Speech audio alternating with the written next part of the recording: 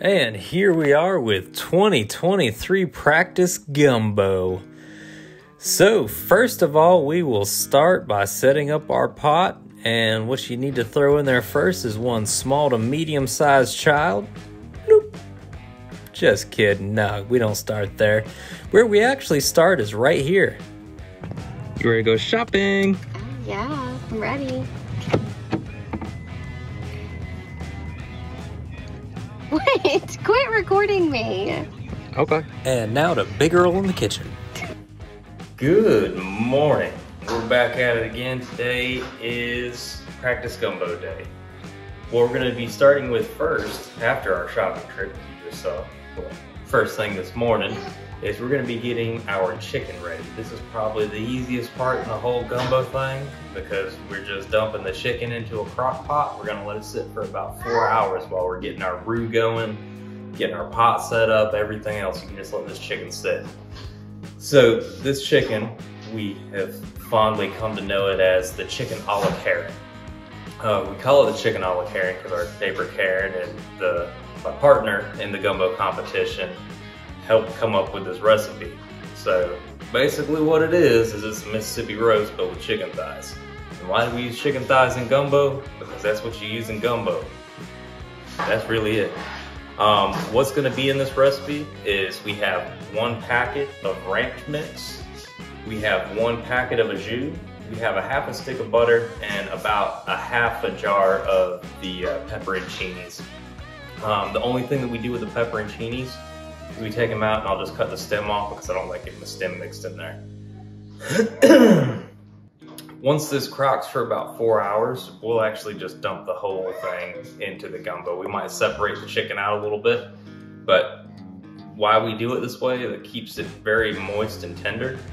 And you don't get that kind of dried out chicken that you can get in some gumbos. So this is just the way we do it.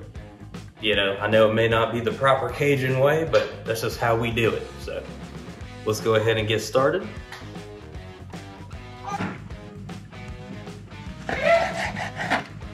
One of the best parts about these pepperoncinis is when you put them in the crock pot like this, you pretty much get all the flavor from the pepperoncini, and then the pepperoncini just kind of melts away.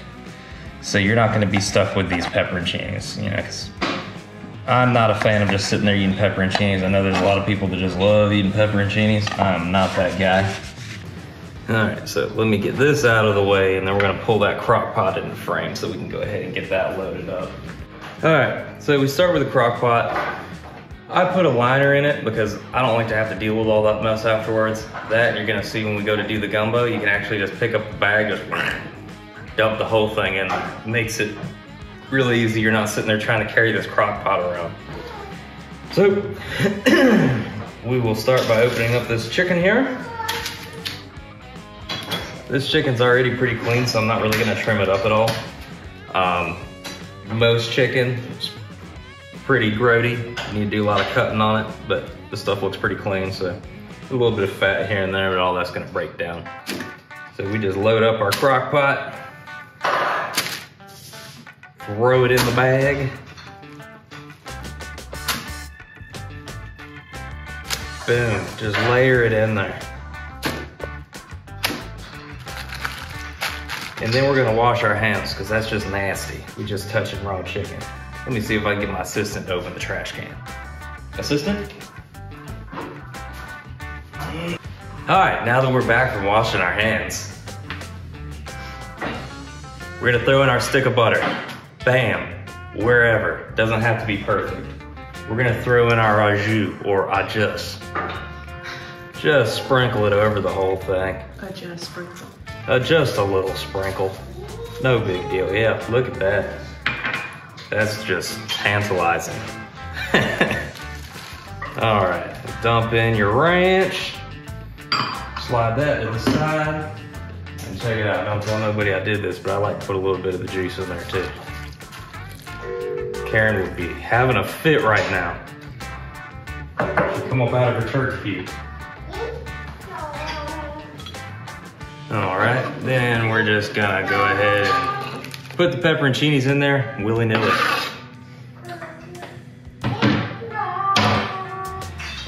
I don't know what else you want me to say because that is literally it. You could actually just eat this straight up for dinner with some mashed potatoes, a little bit of rice, whatever you want it to. It's a great meal on its own, but it's even better in some gumbo. So that'll be coming up next whenever Karen gets here. I don't want to start without her. But I'm gonna go ahead and get this plugged in, set the timer for 4 hours on high, and in about 4 hours, we're gonna come back and you're gonna see this is gonna be perfectly falling apart, just ready to go in the gumbo pot. See y'all then. All right, so I want to introduce everybody to my cooking partner here, Karen. Chef de cuisine, culinary expert, straight out of culinary school. Just kidding, no, she teaches culinary school. Very quiet. She doesn't talk much evidently because that's not part of the deal. But what we're going to get started with is we're going to get started with cutting these andouille sausages up. These are the country pleasing brand over here. Excellent. Doesn't talk at all. I can play Vanna White. Perfectly. Vanna White. All right then. All right, so we're going to go ahead and cut these puppies up. We're going to cut them into half moons. And I mean, she has excellent knife skills. She teaches kids all around the county how to cut the meat properly. Look at that. We got a sharp knife. And I'll tell you what, a dull knife does not work for this type of operation. Right now, before we do anything else. So we've got our Karen chicken, and it is named after Karen because she did invent the Karen chicken. But the point of us cutting these up right now is because last year when we did the gumbo competition, we had a lot of grease from these sausages. So we're going to actually pre-cook them in our Dutch oven that's behind us right now. And once we get them pre-cooked, roll them sleeves up. Once we get them pre-cooked, we're going to use that grease. So we're going to kind of drain these dry, but we're going to use that same grease to make our roux. So we'll do that in just a little bit. But while we wait on Karen, we'll go ahead and get us a little drink. You know, my granddaddy always told me never go in on the job half-loaded, so I take that very seriously.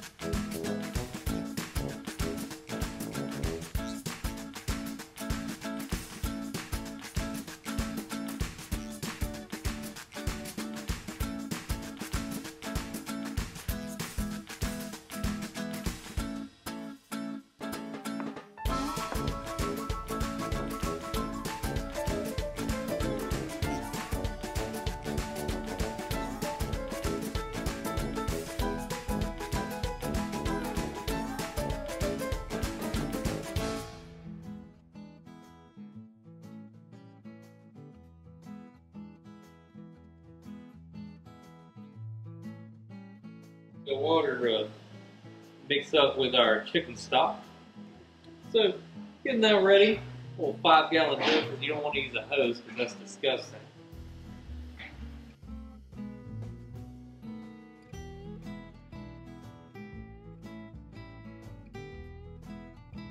Karen? Because that was a little too much. Dump that puppy in there. That is a little pot compared to this pot. Oh yeah, just dookie it in there.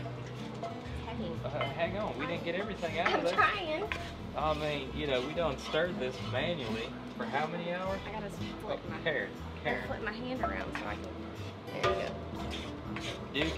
Dookie. That's the money right there.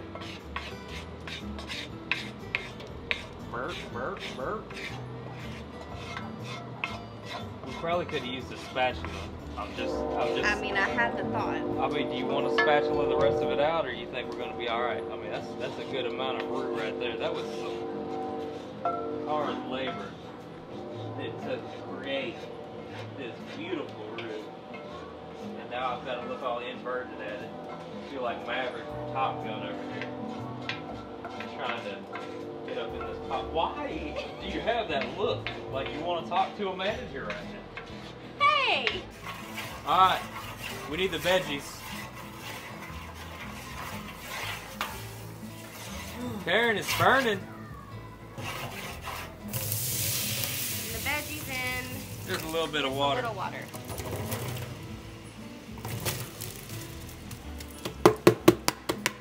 Big on it a little bit.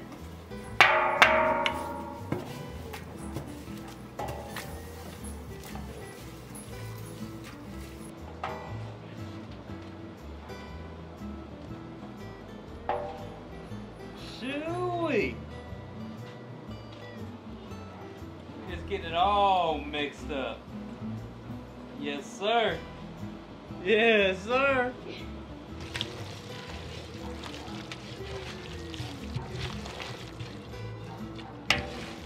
Why we're doing things a little different than you would see in a typical gumbo is because we're going to be serving these things in little cups that are like this big. So we need to make sure that our shrimp is peeled and deveined because nobody wants to sit there in this little teeny cup with a little shrimp in there. So And the tails removed. tail, yeah. So you're not going to see eyeballs and tentacles like you normally would. So I don't want to hear nothing about, oh, I want to see it looking at me, and it's not the Cajun way. But up next, Karen's going to be putting in some of that Louisiana hot sauce. It's okay. It just says one dab will do you, but she does a little bit more than a dab. She's sprinkling it all over my pot. Look, it comes out slow. That's only like a fourth how of the it bottle. goes. But the show, the award winner right here is that dateal.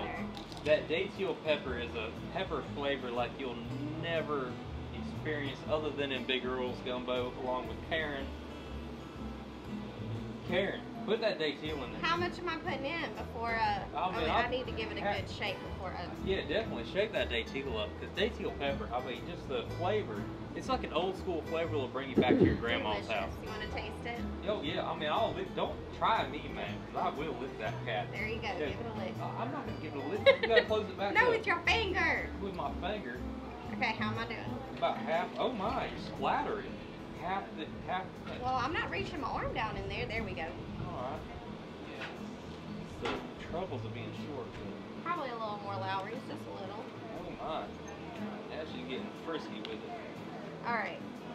Woo! I think we do need to add a little filet now and you add more later. So now we're just guessing on what we're going to be putting in there, because that's how gumbo goes. You kind of start directing a little bit when you get started. And then we kind of come up with what we got going on here. I know you haven't seen what's going on in the pot, but Not right now. it's going good. But those little cups, and how we're doing the little cups, we want small shrimp, we want peeled and deveined shrimp, and we want to have a little taste of everything in every cup. So with... Are y'all doing a new recipe this year? This guy. Excuse me. Am I interrupting? I'm interrupting. I'm interrupting. I should leave. Should I leave? I'm gonna leave.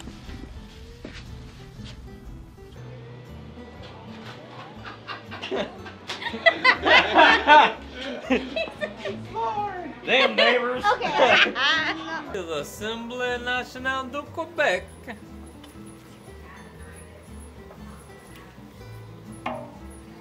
Looking nice. Man. It smells good, babe. If I put this next little shrimp dip in here. Got some paddle. Put this next little shrimp dip in here. Got some paddle.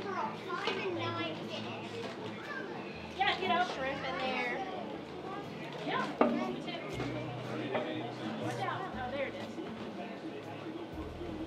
All right, this is for Food Network, so we are adding the Worcestershire. Worcestershire sauce. What's that there sauce? Worcester sauce. Giving that a little bit of a stir. And see what that Worcestershire is going to do. It's going to add the necessary saltiness that we desire in a gumbo. Do you know how they came up with that name of what's this here sauce? Worcestershire? No, So I there didn't. is Do you give me a Yeah. fun? Drop it down low. It's going crazy.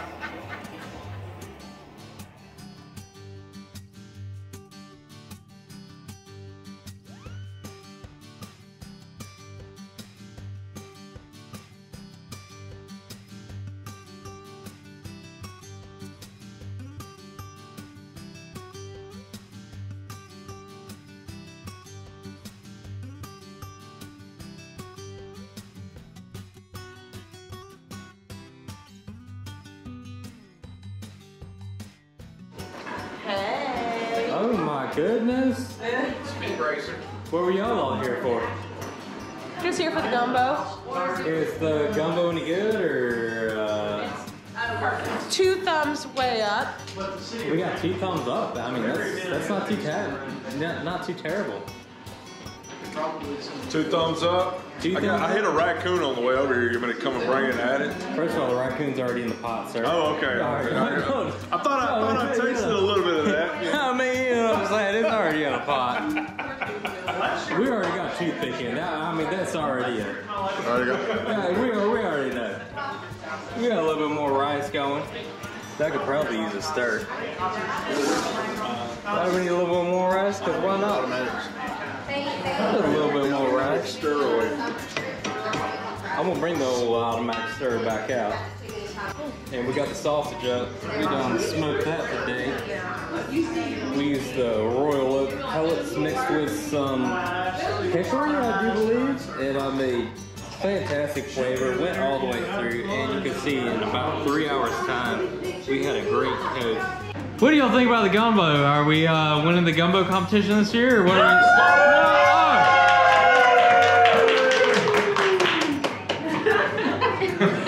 Alright, so we got some frowns from the kids, but you know, everybody else, what are we thinking? I think it's tasty. Thinking Brandon High School this year for the win? Yeah. The unruly crew. Unruly. Fair enough. Fantastic gumbo, Karen. I think we're gonna win it this year. Yeah, we got it. We got it in the bag, man. Y'all better watch out, because we're coming for you. We've already got at least 10 votes.